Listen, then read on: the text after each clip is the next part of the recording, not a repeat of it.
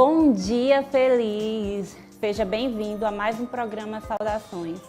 Hoje nós estamos com uma convidada muito especial para falar de um tema que não é um tema fácil, sobre suicídio, né? Nós trouxemos aqui uma psicóloga, Edilamísia, e ela vai estar tirando as nossas dúvidas. Edilamísia, por favor, nos explique como é que surgiu o Setembro Amarelo. Bom dia a todos, é um prazer muito grande estar aqui, poder compartilhar um pouco deste Setembro Amarelo, né? É um mês que vai trazer aí essa prevenção. O Setembro Amarelo, ele surgiu baseado na história de Mike. Mike, ele era um jovem de 17 anos e ele tinha um carro amarelo. Ele gostava muito desse carro e ele cometeu suicídio no carro. Então ele deixa uma carta para os pais, dizendo que amava muito os pais e que eles não se sentissem culpados. E imagine, né, os pais se deparar com um filho dentro do carro que amava muito. E aí os amigos ficam perplexos com a notícia, os familiares, vizinhos não conseguem entender como o Mike, ele toma essa atitude sendo um jovem calmo, responsável, aquela pessoa que a gente diz, gente boa, não conseguem compreender.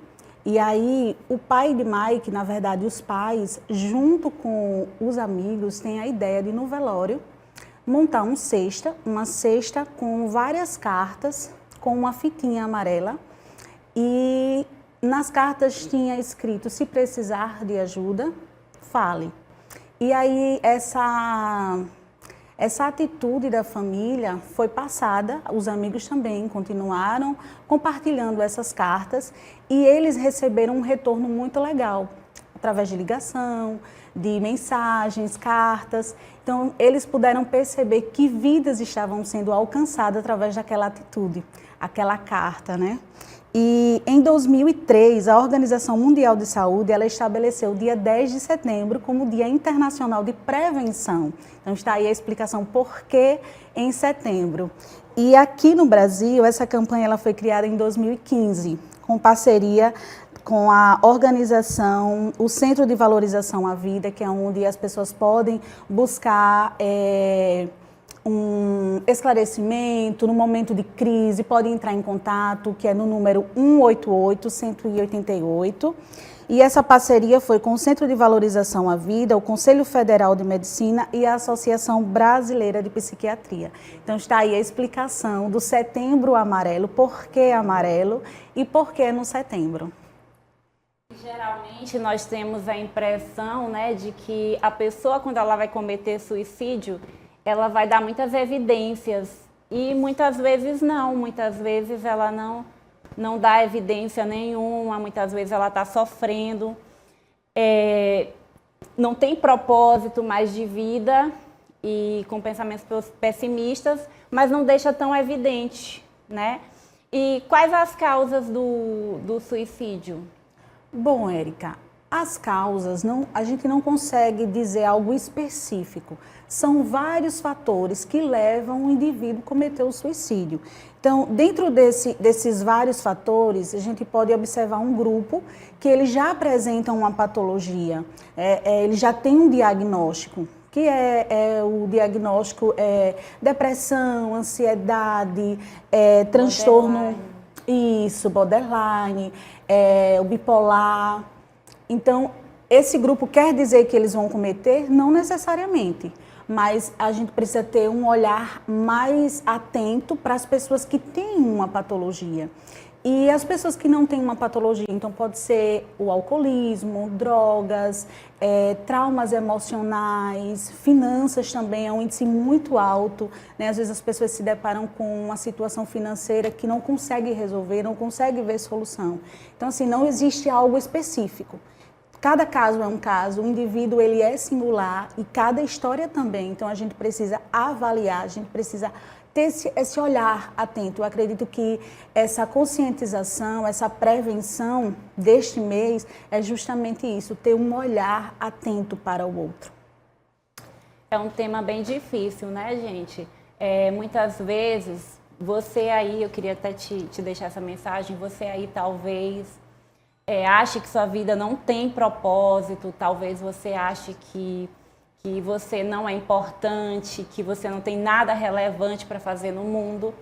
E talvez você até pense, né, que sua vida não vale a pena, mas não acredite nessa mentira, porque Deus te criou com um propósito, você tem um propósito. Nenhum fabricante faz um material, faz uma cadeira, nenhum faz um celular sem um propósito. E Deus também é assim conosco. Ele nos fez para um propósito específico. Então, talvez você pense que a sua vida está acabada por um momento, mas não se deixe levar por isso, porque o sofrimento, ele tem um papel também importante para nos moldar. Então, Dilamísia, conta um pouquinho para a gente como é que a gente identifica. Existe um mito, Érica, social, que a gente precisa realmente eliminar. Esse mito social é aquela famosa fala: se está dizendo que vai fazer, não faz. Quem ameaça, não faz. É muito charme, quer chamar a atenção. E, na verdade, esse mito social, é o que eu falei anteriormente, precisa acabar. Não existe isso. Se a pessoa apresenta um sofrimento, ela precisa ser ouvida, ela precisa ser levada com seriedade. Então, primeiramente, vamos eliminar esse mito social. E para deixar um pouco mais simples a explicação, porque o objetivo é atingir todo o público, é que várias pessoas sejam alcançadas através desse programa, eu vou trazer uma explicação. Vamos imaginar uma pessoa extrovertida e a outra introvertida. A introvertida espera-se, não é uma regra, espera-se que o indivíduo ele se isole mais. Então, você liga, não obtém retorno, você fala no WhatsApp, não responde, fica mais ausente das redes sociais, a gente não encontra mais nas festas, nas reuniões e pode também apresentar um comportamento de irritabilidade. Um pouco irritado, incompreensivo, então a conversa não flui, então isso reforça o comportamento de isolamento. Porque quem quer conversar com o outro que ele está mais irritado, está mais assim, introspectivo, não tem diálogo. Então, isso reforça o comportamento. O extrovertido, a gente espera que ele fale. Ele vai expressar uma fala, por exemplo, não vejo sentido, tudo está dando errado para mim, se eu morrer ninguém vai sentir minha falta. Tem também um comportamento que a gente pode observar, às vezes um indivíduo ele tem um animal e aí ele já começa a ver como esse animal vai ficar. Aí você não entende, uma pessoa gosta tanto de um animal e ele já está querendo deixar com alguém, doar, justamente. Então, assim, acende um alerta. O importante é você observar. Essa é realmente uma fala pertinente que se encaixa perfeitamente nessa prevenção, nessa avaliação, como identificar a pessoa. Então, às vezes a pessoa tem também muitos bens, tem uma família que vai deixar, então ela já começa a se organizar, já começa a deixar uma papelada, já começa a deixar senhas. Então, observem o comportamento daqueles que estão apresentando essa inclinação ao suicídio. Ela falou, né, que muita gente acaba falando, achando que é besteira, a falar assim: se quisesse se matar mesmo, se matava. Quando eles não conseguem efetivar, né, a tentativa. Isso. Mas, pelo que tu estás a dizer, existe muitas vezes, né, um pensamento que vai pairando ali na cabeça da pessoa por muito tempo, até quando ela tenta de fato. E eu me lembro de uma situação que eu presenciei de uma pessoa que estava tentando se suicidar na litorânea, né? Eu estava ali a passeio com a minha família e tinha uma pessoa tentando se afogar. E a tentativa de se afogar, me parece que é mais difícil, porque eu acho que o nosso próprio corpo tenta lutar contra. Então, acionaram, eu não lembro bem se eram os bombeiros ou a polícia, só que eu me lembro que um agente público estava lá conversando com ele. E enquanto conversava com ele, né, eu acredito que ele estava tentando estimulá-lo a mudar os pensamentos, a não fazer isso, dizendo que a vida dele valia a pena. Mas tinha outras pessoas lá observando e julgando muito. Ah, não queria se matar. Ah, e ali, né, diante de todo julgamento mundo. neste momento. Então imagina, até no seio de algumas famílias isso pode acontecer. Alguma pessoa com depressão que tenta se suicidar e aí o outro acaba dizendo, ah, você está encenando, ah, para de bobagem. Isso. Ao invés, né, de tentar acolher, de tentar dar o seu melhor para ajudar aquela pessoa, para mostrar para ela que ela tem saída, para mostrar para ela que a vida dela vale a pena, que ela tem coisas muito importantes para fazer aqui na Terra. Então, como é que a gente pode ajudar essas pessoas? Não existe, Érica, porta fechada. É uma fala minha. Porque se o indivíduo ele está com uma crise e ele procura uma UPA, o primeiro contato vai ser a recepcionista, vai ser aquela atendente, que não necessariamente é uma profissional, uma psicóloga, um psiquiatra, mas o que se deve ser feito é o acolhimento. Nesse momento não cabe o julgamento quando você traz essa situação que aconteceu na litorânea. O julgamento não cabe e nós não podemos banalizar a dor do outro. Às vezes, vou citar outro exemplo, vamos dizer que estamos juntas e passamos por um acidente ou um assalto dentro do carro. A forma que eu vou reagir é uma e a forma que você vai reagir é outra. A forma que eu vou sentir é uma e a forma que você vai sentir é outra. E isso deve ser levado em consideração porque nós somos singular, nós somos individual. Não existe isso de dizer o sentimento do outro. A gente precisa realmente olhar para o outro. Então, às vezes, alguém chega para nós e nos conta uma situação que a gente considera que o problema tá fácil de resolver, mas a pessoa não sabe nem por onde começar. Então, é aí que entra o papel do psicólogo. É onde ele vai orientar, vai te ajudar. Tem solução, existe solução. Talvez você não consiga ver, mas existe solução. Então, essa forma de ajudar é começando a não julgar, a não banalizar a dor do outro. E se a pessoa estiver em crise, não só encaminhe, mas segure naquela pessoa, na mão daquela pessoa e acompanhe. Não coloque a pessoa em uma situação de risco. Observe o ambiente que ela está, para que o ambiente não tenha objetos que levem a cometer o suicídio. Observe se o ambiente é seguro, observe se aquela pessoa passa de carro, por pontes, lugares que ela possa, né, ter uma inclinação maior, esse desejo maior, porque a dor é tão grande que a única solução que passa na cabeça do indivíduo é a morte.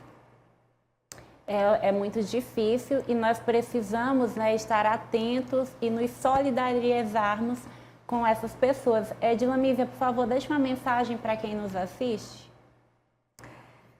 Eu gostaria de iniciar dizendo que você não está aqui por acaso. Eu desejo muito que esse momento do programa alcance sua vida. Você que tem o desejo, a inclinação de entender melhor como ajudar, o que eu posso fazer. E aquele que também está nessa situação, nesse conflito de vida e morte. Você não está aqui por acaso, você não é um acidente. Talvez você esteja se perguntando, mas qual o sentido da vida, qual o meu propósito? Eu não sei nem para que existo. Existem profissionais capazes para te ajudar, para trazer esclarecimento, para te orientar como você funciona, como resolver as situações. Vamos entender a história da tua vida, vamos entender essa dor, vamos aliviar essa dor. Eu acredito que a produção vai deixar ou já deixou o meu contato aqui, as minhas redes sociais, para que você possa entrar em contato. Eu estou à disposição. E você que também tem o desejo de ajudar, Sempre tenha um olhar atento para o outro, se colocando no lugar do outro, validando a dor do outro, porque não adianta a gente tentar minimizar. Ah, deixa isso para lá, esse sentimento vai passar. Não, a gente precisa validar. O que é tristeza, a gente precisa validar. O que é alegria, a gente precisa validar. Levar com seriedade a situação a qual o outro está passando. E eu gostaria de finalizar deixando para você um exercício que eu também faço. Eu costumo passar isso para os meus pacientes, Érica, é muito fantástico. Espero que você faça também, Érica. Praticar o exercício da gratidão. Ao acordar ou no decorrer do dia, você vai dizer 3 coisas, 3 motivos pela qual você é grato. Então, hoje eu, Edilamísia Tenório, sou grata por estar viva, acordar. Sou grata pela vida da Érica, por ter me convidado para estar aqui compartilhando. E sou grata por este programa, por ter essa liberdade de falar um pouco do Setembro Amarelo, podendo alcançar vidas. Pratique esse exercício que eu acredito que vai te ajudar. Edilamísia, eu quero te agradecer. Muito obrigada por aceitar o meu convite, tá bom? E, gente, agora nós vamos para um rápido intervalo. Fica aí que daqui a pouco nós vamos voltar falando sobre postura, tá bom? Muito obrigada, Edilamísia. Obrigada. Até mais, gente.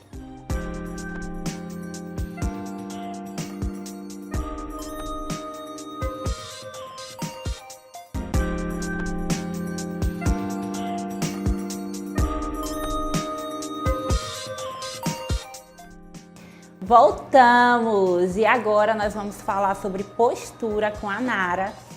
É muito importante, né, esse tema. Eu mesma preciso consertar a minha postura, que não é muito boa, Nara. Então eu vou pegar umas dicas aqui com você. Como que a má postura afeta o corpo? Bom, bom dia, Érica. Muito obrigada pela oportunidade, pelo convite de estar aqui. E normalmente o que acontece? Quando a gente é criança, a gente se movimenta com muito mais facilidade, né? E com o decorrer do tempo, a gente vai ficando, vamos dizer, um pouco mais preguiçoso e os movimentos vão sendo limitados. Principalmente hoje que a grande maioria das pessoas trabalham em home office, né? E passam muito tempo sentada e é normal que o corpo comece a relaxar, curvando a coluna. Esse é um dos principais motivos hoje pela falta de estar se movimentando. Muito interessante. Então, quer dizer que a gente, enquanto criança, tem uma boa postura, tem a postura corretinha. Certo. E aí, com o tempo, é que isso vai...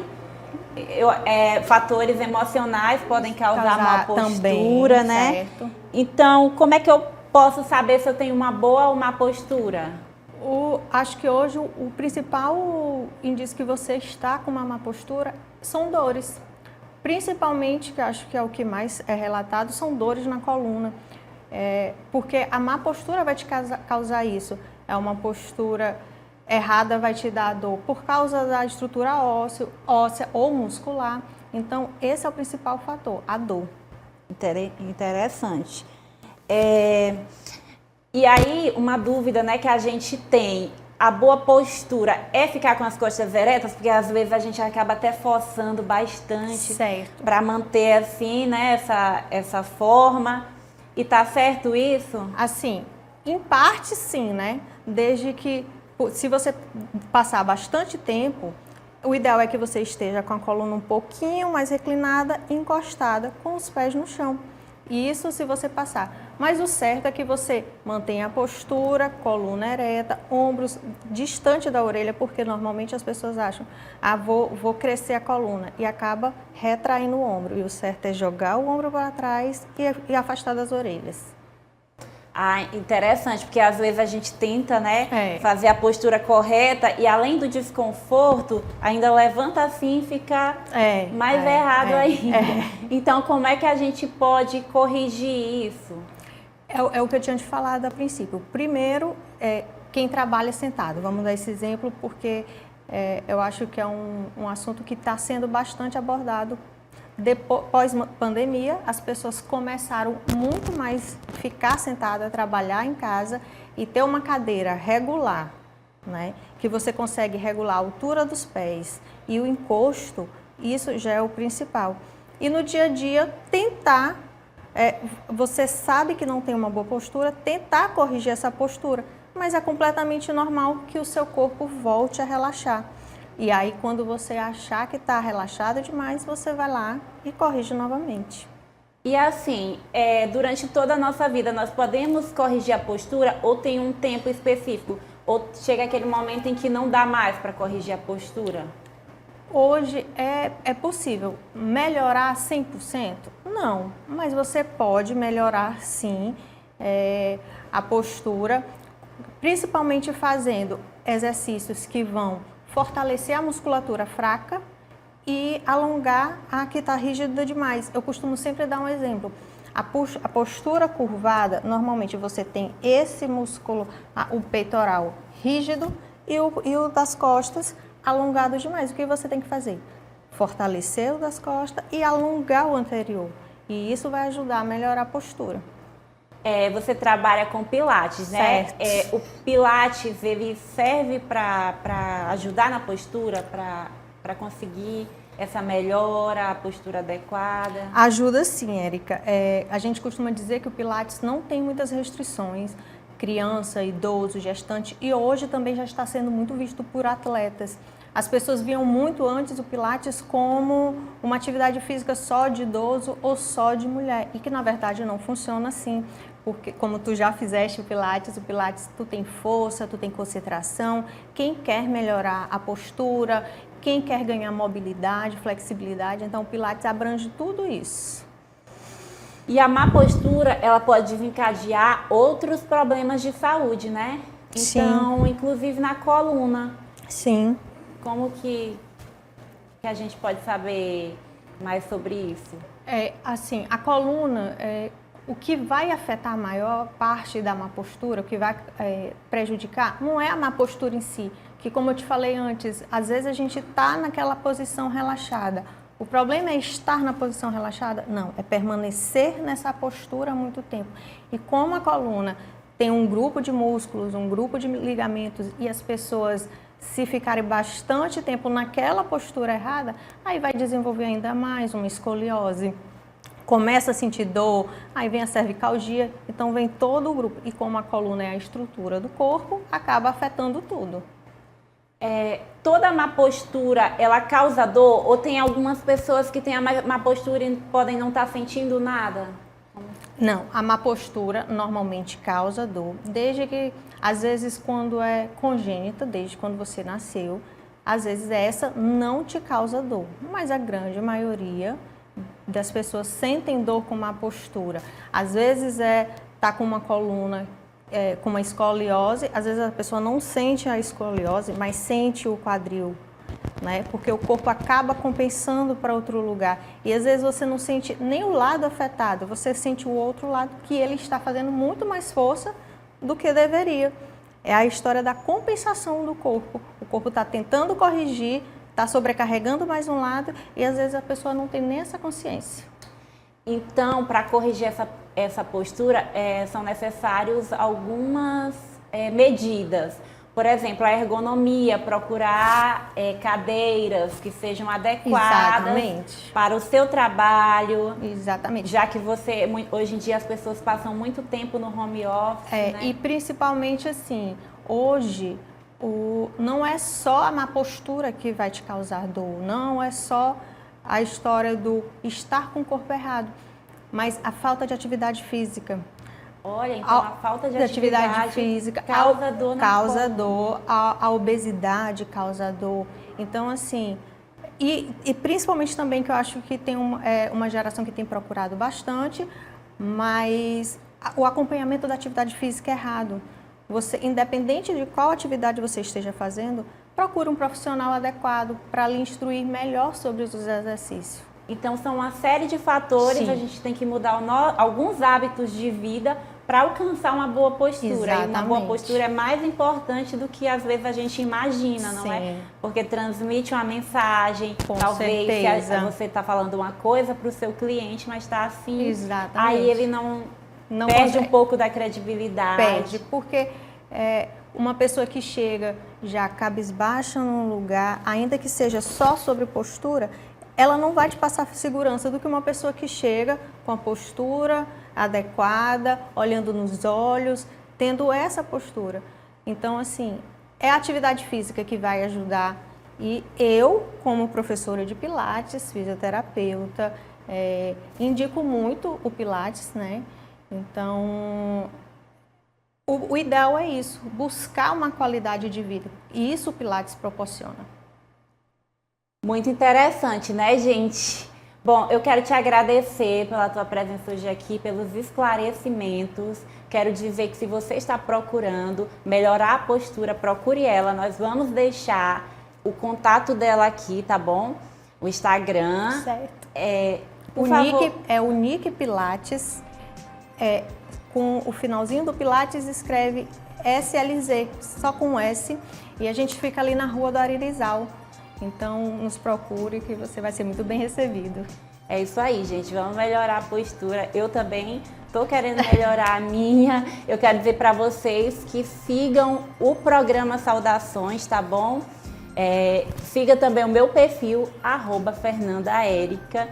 E nós vamos ficando por aqui. Muito obrigada. Um feliz sábado. Fiquem com Deus e até mais.